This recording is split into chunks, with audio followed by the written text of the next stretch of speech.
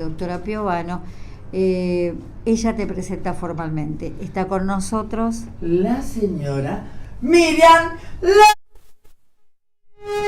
Eso. Tenemos que hacer este ritual de la banana, Miriam. Hola Miriam, ¿cómo te va? Formalmente, Miriam. ¿Qué tal? Buenas noches, ¿qué tal? Bien. Bueno, gracias por darnos este pequeño tiempo tuyo que justo antes de cumplir años.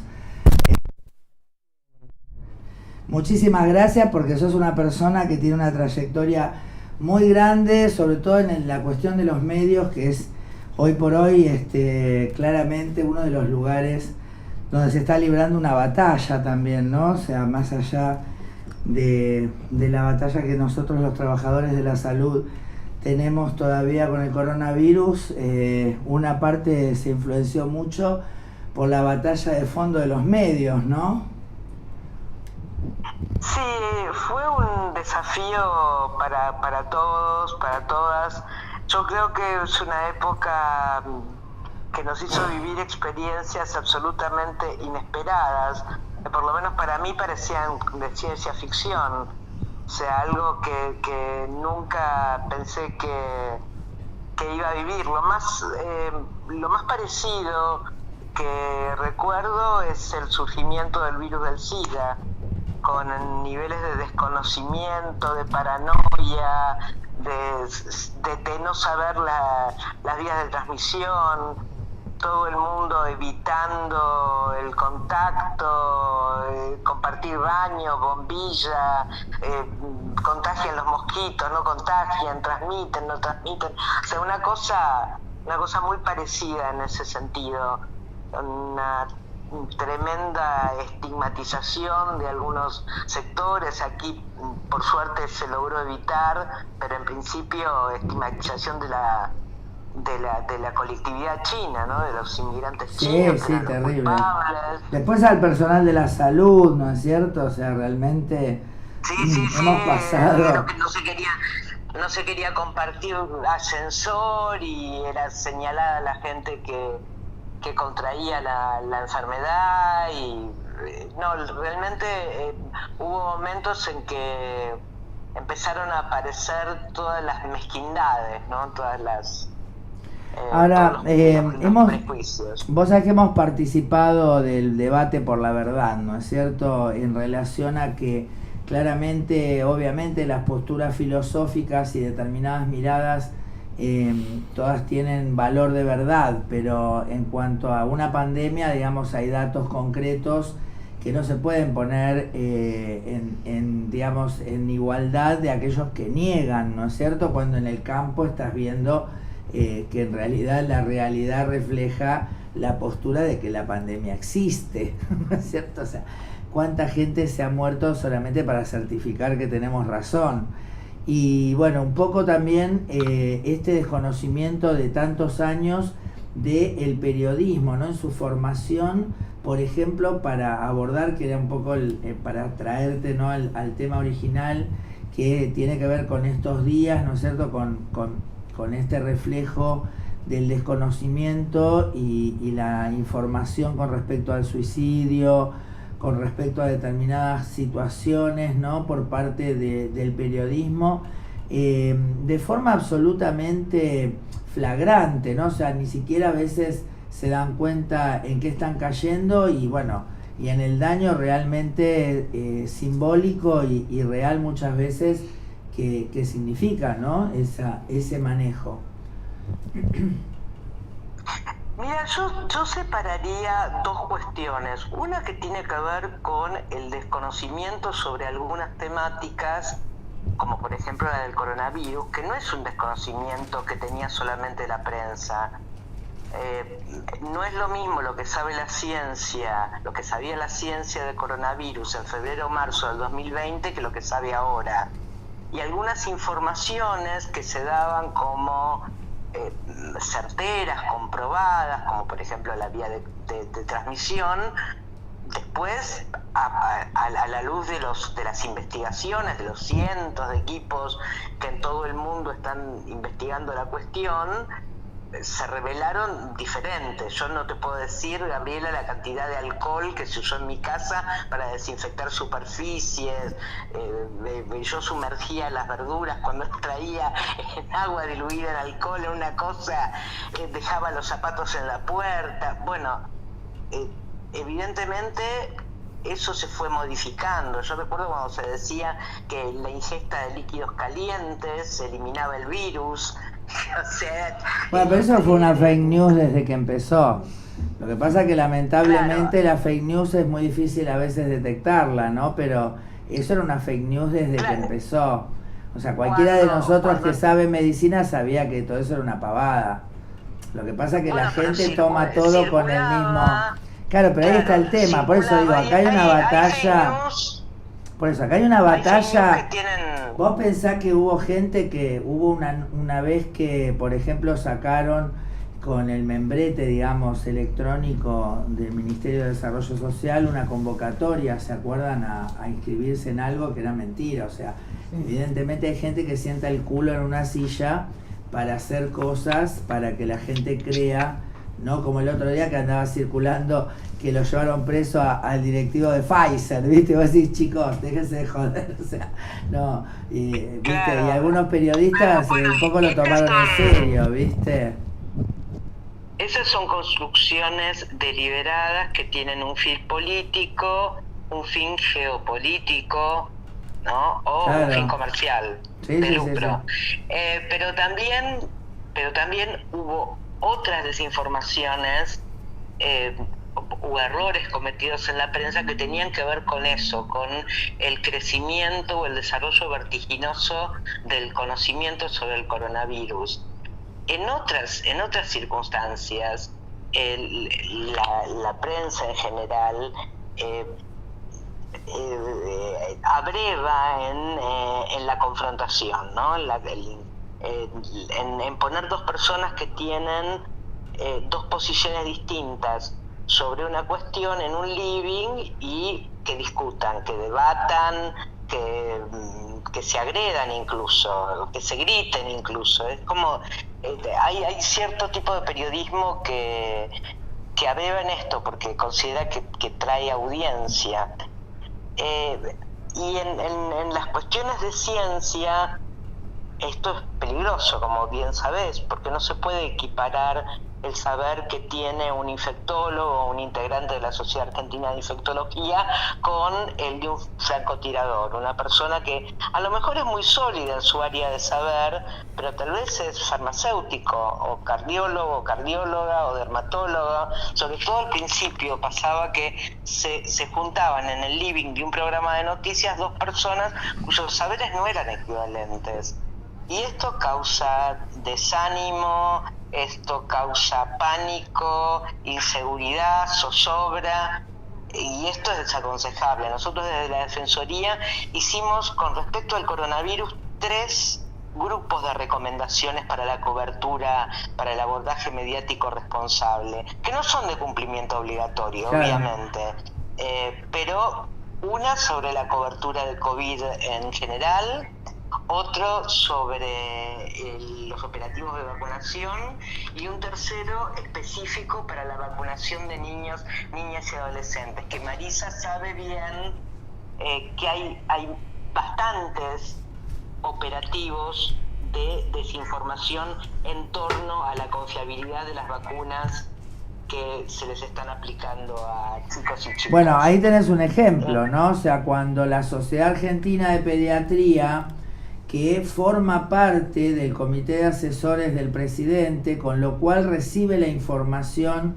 de la misma mano que la recibe Carla Bisotti. O sea, no es que Carla Bisotti se guardó información y ellos no tuvieron. Por eso fue muy grave que una sociedad científica haga un lobby semejante negativo contra una vacuna, esgrimiendo el argumento de desconocer datos que en realidad sí sabía, y que se demuestra porque a los 2 días salen a decir que sí es confiable. Entonces ahí es donde, ¿sabés qué pasa, Miriam?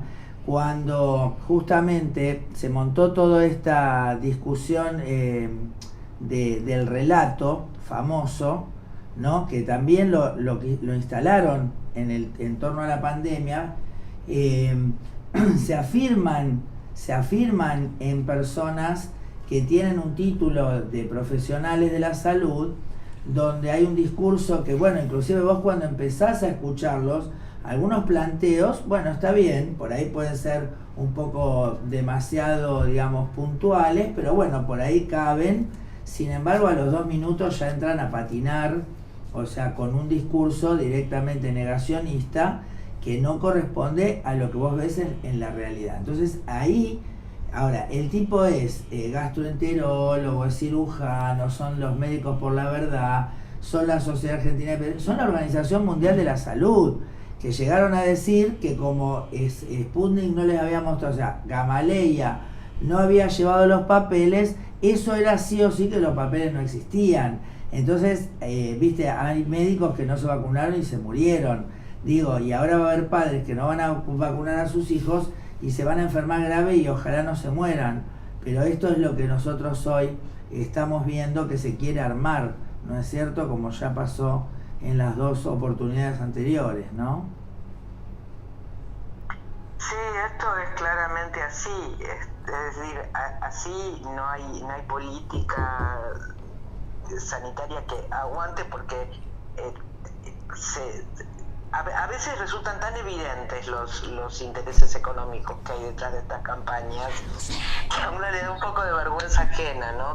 Yo no recuerdo nunca que mi madre me haya llevado a un vacunatorio y haya preguntado de qué nacionalidad era la vacuna que me iban a dar. O sea, claro, yo digo, qué suerte que nuestros padres no fueron antivacunas, ¿no es cierto? Porque realmente cuántos de nosotros, y por ahí tal vez también deberíamos hacer entonces una serie, ¿no? Que muestre justamente qué hubiese pasado, por ejemplo, en Argentina, si no hubiera existido, por ejemplo, la campaña antipolio, ¿no? O sea, realmente sí.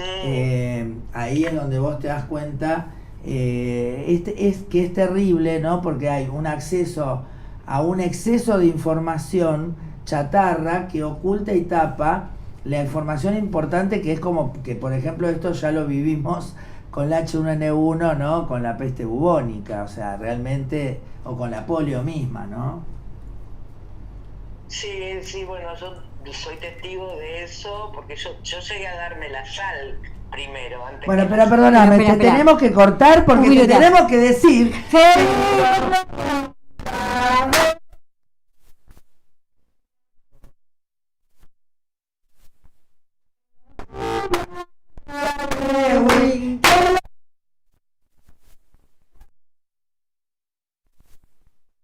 ¡Cumpleaños, Miriam!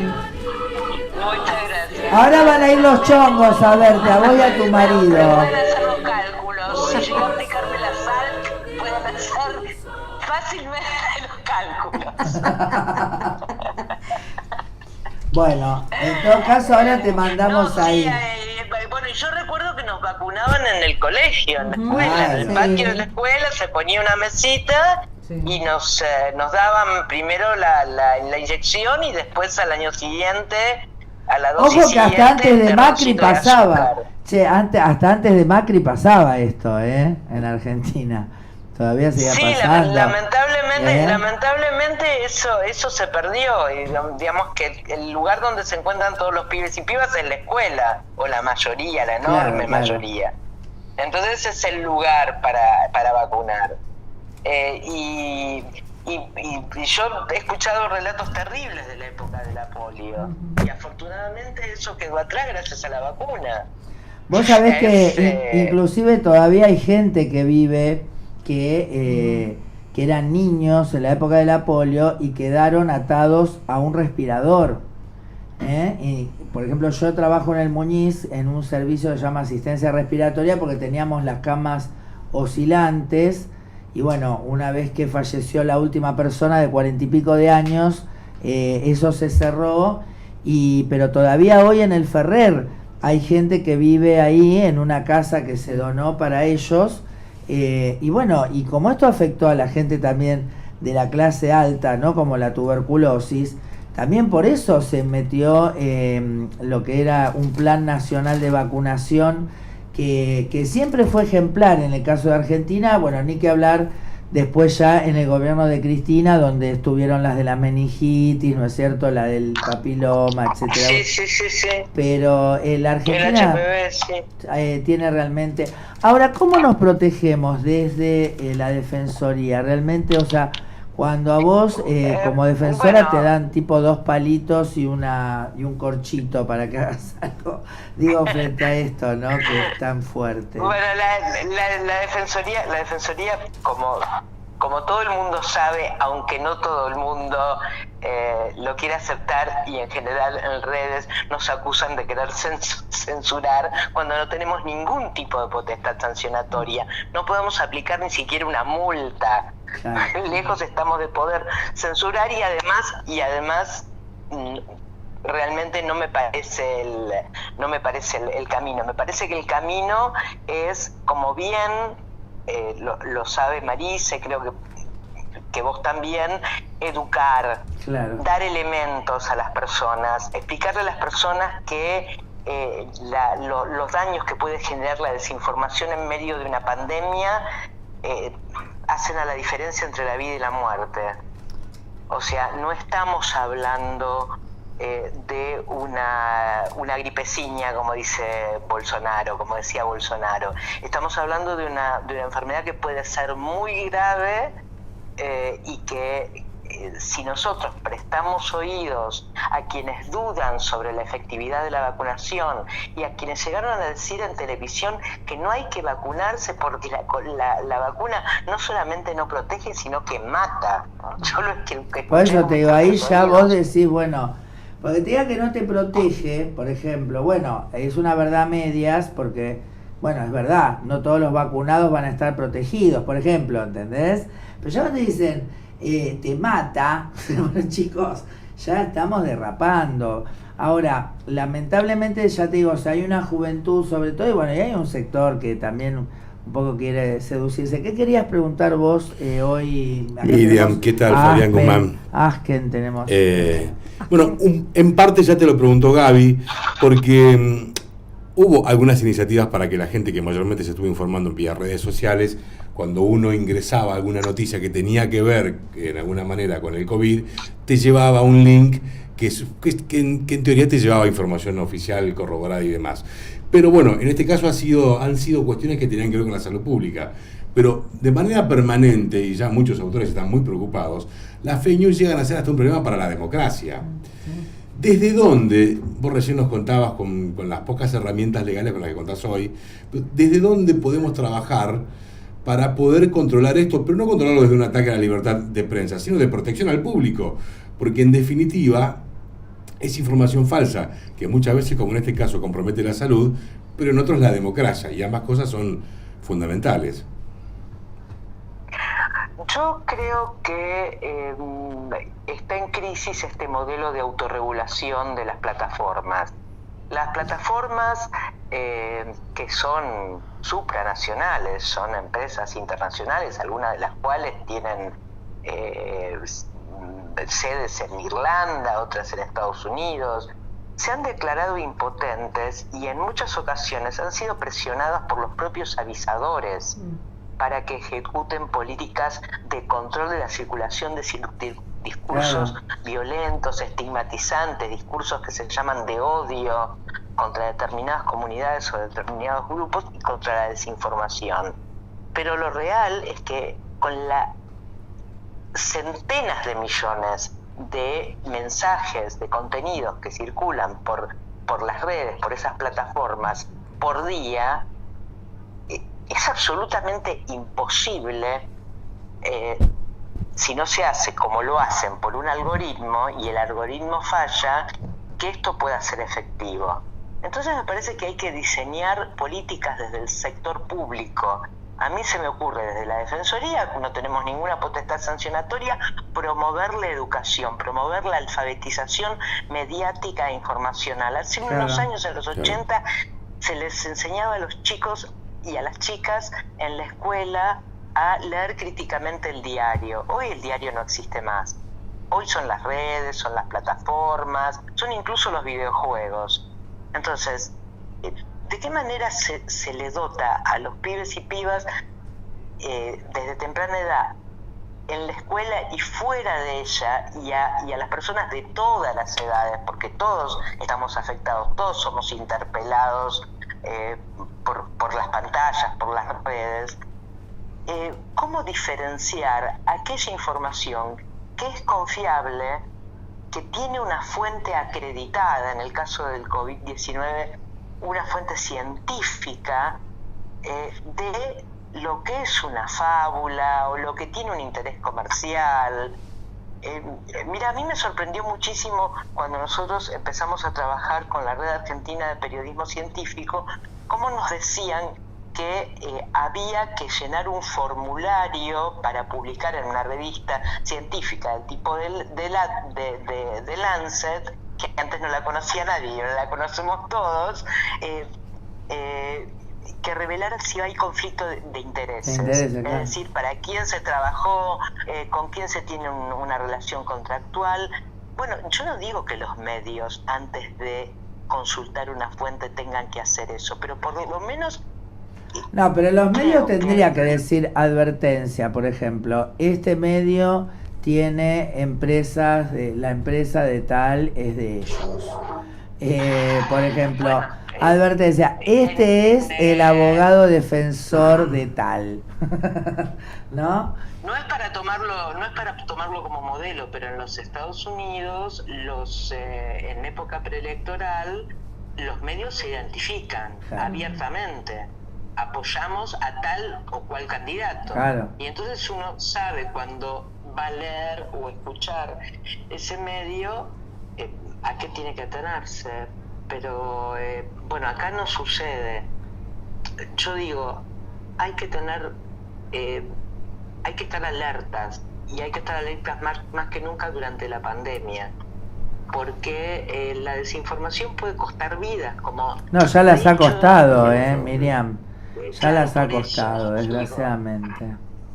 Ya las ha costado. Algunas personas que se manifestaban abiertamente antivacunas se han enfermado. Sí, los médicos que se han muerto, ¿viste? Claro.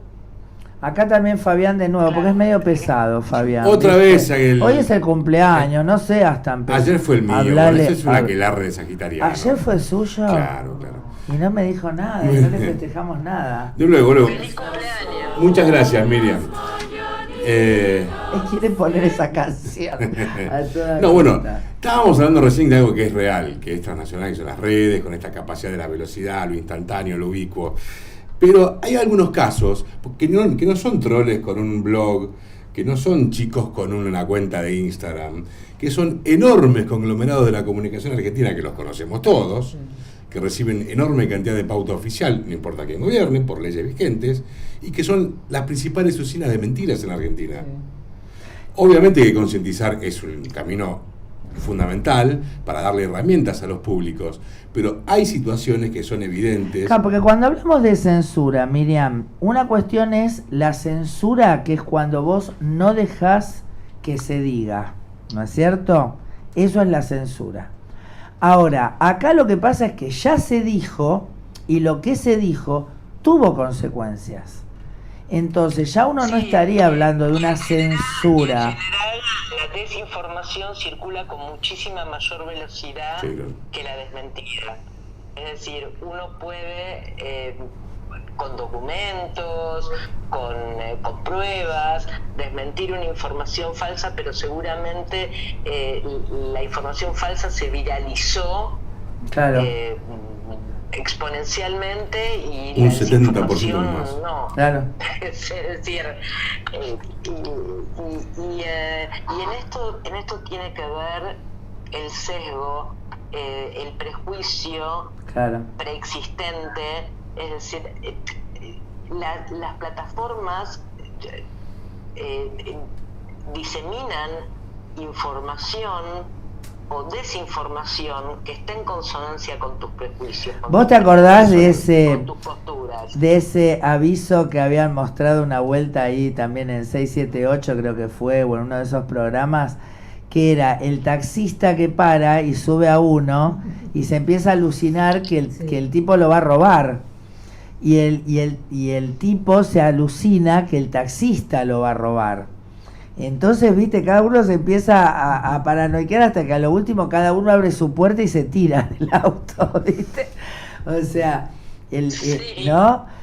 ¿Cómo? Sí, me acuerdo. Bueno, también los medios influyen mucho en la sensación de inseguridad. Claro. Que cuando uno va a las cifras, se da cuenta a las estadísticas, se da claramente cuenta de que la situación, no vamos a negar que existe una situación de inseguridad, pero que no se equipara con la sensación que esto se genera. O de un determinado lugar, ¿no? O sea, todo sucede, por ejemplo, en Avellaneda, y Lanús es un lugar que no le pasa nada, ¿viste? O sea, es terrible, ¿no? Es terrible. Sí. Bueno, sí, o cuando se pone el acento desde los medios en los delitos que cometen los chicos, las personas menores de edad. Entonces, vos salís a la calle y ves un pibe con una gorrita, y una bermuda y zapatillas, y ya te imaginas que es una amenaza. Bueno, es un poco lo que está pasando ahora con el pueblo mapuche, ¿no? Están construyendo un enemigo y están estigmatizando a todo el pueblo mapuche y haciéndole creer a la población que se trata de una amenaza. Están construyendo un nuevo plan Andinia, una fábula que circuló en un momento referida a los judíos, que los judíos se querían apropiar de la Patagonia para hacer un segundo Estado de Israel, y ahora son los mapuches los que se quieren apropiar de la Patagonia y se constituyen una amenaza. Son los nuevos terroristas. Sí. Justamente esta desinformación no deja fuera el tema de las crisis suicidas, ¿no? Porque bueno, la Defensoría está trabajando fuertemente en relación a esto, porque también hay desinformación. También tiene que ver con que a veces hablan de que hay un aumento estadístico del suicidio, cuando en realidad no tenemos registros, cuando en realidad la Policía Federal en 2019 dice que en realidad tenemos más suicidios que homicidios. En realidad eso no está comprobado. Bueno, esta desinformación lleva también a estos niveles de salud, como tiene que ver con el tema del suicidio. Yo les contaba aquí en el piso, y lo hemos hablado también, que hemos trabajado junto con la Defensoría y la Red de Prevención de Crisis Suicida en la Argentina, con mesas de trabajo con periodistas, ¿no es cierto? Miriam, contanos un poco eso. Sí, en realidad nosotros no tenemos una formación adecuada como periodistas para enfrentarnos a estas situaciones de crisis. Y muchas veces nos enfrentamos a situaciones, cuando llegamos al lugar de los hechos, trabajadores y trabajadoras precarizados, que a las 7 de la mañana cubrimos un incendio, a las 10 una conferencia en casa de gobierno y a la 1 de la tarde un suicidio o una situación de riesgo de suicidio, y no tenemos un respaldo, una formación como para más allá de nuestras propias posturas éticas personales, enfrentarnos a esa situación. Y diariamente nos encontramos con coberturas de suicidios que vulneran la intimidad, que revelan detalles acerca de las metodologías, que hacen hipótesis que incluso pueden llegar a generar traumas irreversibles en las comunidades. Lo más común últimamente es atribuir a la distancia, sin tener ningún diagnóstico real ni contacto con las personas, al bullying que se registra en las escuelas, los suicidios de jóvenes o incluso de niños. Y entonces, bueno, me imagino el impacto que puede tener esto en los y las compañeras de esa persona que decidió, vaya a saber por qué razón, porque realmente a la distancia no se puede diagnosticar, quitarse la vida. Claro, o en todo caso, Miriam. El otro día, justamente leí una noticia, se había quitado la vida un alumno, una alumna de una escuela, entonces, bueno, lo atribuían a la situación de maltrato, de bullying, de acoso de sus compañeros y compañeras. Claro, que en todo caso, Miriam, hay que hacer hincapié en la multicausalidad, ¿no? O sea, claro, no podemos hablar en relación a que una causa provocó esto. Y también lo que vos nombrabas, si alguna vez en nuestro primer encuentro con los periodistas hemos charlado la salud de los trabajadores periodistas en relación a cómo quedan también de estos momentos, ¿no? Por eso ahí también interviene la figura del operador en crisis, que después de las mesas de trabajo, muchos de ellos que han tenido que cubrir situaciones, en este caso de intentos de suicidio, se han comunicado con la red o me han llamado a mí también para poder encontrar un poco de contención, porque el trabajador periodista termina la nota y ahí, ¿quién los cuida? No, termina la nota y después va y hace otra nota, por eso. Un desfile de modelos, claro. no sé, la inauguración de un asfalto, o sea, no hay consideración. Y la verdad es que últimamente con la crisis de la pandemia las condiciones de trabajo empeoraron bastante. Y más durante el aislamiento, donde había muy pocos equipos que tenían contacto real entre sí, ¿no? Se manejaban con burbujas y en el aislamiento toda esta situación que vos relatás se potenciaba, claro. Porque ni siquiera uno podía ir a la redacción y abrazarse con un compañero o compañera y ponerse a llorar, o sea, ni siquiera esto, porque no existía ese contacto.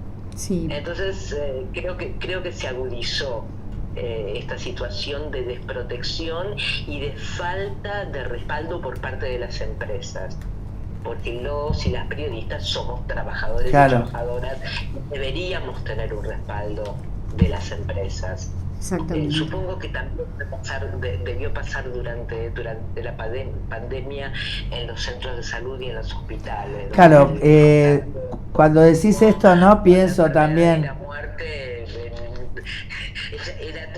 era todo una vorágine y no se podía parar a reflexionar sobre aquello con lo que se estaba en contacto. Más o menos lo mismo le pasa a los claro, por eso vos pensás que el personal de salud por fuera de la pandemia, por ejemplo, trabajamos en ambulancias, por ejemplo, de terapia intensiva y pasa esto, ¿no? O sea, vas a un domicilio, atendiste un paro, saliste de ahí, tenés que ir a ver un dolor de garganta, después por ahí chocaste y te dicen que tenés que parar, y te subís a otro móvil. Entonces creo que el maltrato autoinfringido, ¿no? Con una sociedad que viene, sobre todo para mí, una de las épocas que para mí es la bisagra fue el proceso, ¿no? Cuando justamente se llevó a toda la población a una mentalidad antipática, ¿no? Expulsiva, no empática. Entonces en ese punto creo que todavía estamos pagándolo, sobre todo los que venimos de esa época, ¿no? Por ahí los chicos más jóvenes ya se libraron de ciertos miedos y ciertas cuestiones, pero bueno, eso está para muchos de nosotros ahí atrás, ¿no? Y en este punto digo, el descuido es tan grande a nosotros mismos que, por ejemplo, en el caso de los médicos, que bueno, ¿cómo vamos a cuidar a la gente? Si ni siquiera podemos reclamar por ejemplo, no atender en una obra social cada 5 minutos a la gente, ¿no? Por ejemplo. Sí, me consta. Es terrible. Sí, bueno, Miriam, nosotros no te queremos seguir distrayendo porque por ahí tu marido ya está en calzoncillo. Estaban cenando, les arruinamos está con la cena. Cosa de champán y ya se le derritió el De todas maneras, bueno, quizás no nos puede ver, Miriam. El helado ya de se limón. Se vistieron los strippers, todo. Quedaron así. Les dio frío de aire acondicionado. Claro. De se todas maneras, todo. Te cagamos el cumpleaños, Miriam. La idea era saludarte. Bueno, tenés 23 horas para remontarlo. Por eso. Y bueno, muchísimas gracias. No, por favor. Gracias por el espacio. Y voy a aprovechar para pasar un un chivo. Dale. Va a ser la audiencia pública de la Ciudad Autónoma de Buenos Aires y Provincia de Buenos Aires. Se pueden inscribir en la página de la Defensoría, defensadelpublico.gov.ar, y el tema es el rol de los medios de comunicación en pandemia. Ay, por Cualquier favor, persona quiero estar ahí. que resida en la ciudad de Buenos Aires o en la provincia de Buenos Aires, si lo quiere hacer presencial, es el 6 en la Universidad de Quilmes. Y si lo quiere hacer virtualmente, porque vive lejos, Quiero ir. el 7 de diciembre. 6 y 7 de diciembre hacemos una audiencia pública, la cuarta del año, para escuchar a las audiencias y para, con eso que nos dicen las audiencias, saber cómo trabajar mejor por su derecho a la comunicación. Está clarísimo. Es defensadelpublico.gov.ar. Ahí pueden inscribirse hasta el 30 de noviembre para participar. Cualquier persona, sea una radio comunitaria, estudiante, maestro, vecino, vecina, persona común, médico, ingeniero, un club, una asociación vecinal, cualquier persona u organización bonaerense o porteña se puede inscribir para decirle a la Defensoría del Público cómo vio el rol de los medios de comunicación en pandemia o cualquier otro tema que le interesa relacionado obviamente con lo mediático. Vamos a pasar esta información también al grupo de periodistas que tenemos agrupados cuando tenemos las charlas de prevención del suicidio. También te cuento, quizás no nos podés ver, pero yo tengo la característica que en este programa me cambio de barbijo. Este que me puse tiene tiene un saludo ruso, porque Miriam es compañera de ruso, por aparte ella habla muy bien ruso, pero está haciendo, junto con la beca del Centro Ruso, es compañerita de ruso, Miriam. Si algo a le ver, díganse algo entre las dos. ¿Cómo? Díganse algo entre las dos. Estamos preparando para el examen. Ay, terrible, vos te diste cuenta, pero vos sos una de las mejores alumnas, Miriam, nosotros no tanto. Están acomodadas. No sabés hablar de bien, Miriam. Vos López estás al horno. No, yo López estoy Lewin, bueno, ponele. Lewin la tiene más clara. López hablando así ruso. Que el saludo lo hace Lewin, así que Lewin, te dejamos a vos. Si no a Lewin le decimos es pasiva y ya está. Ahí está. ¿Das vidanya? Justamente puse eso en el barbijo. Para la señora Miriam.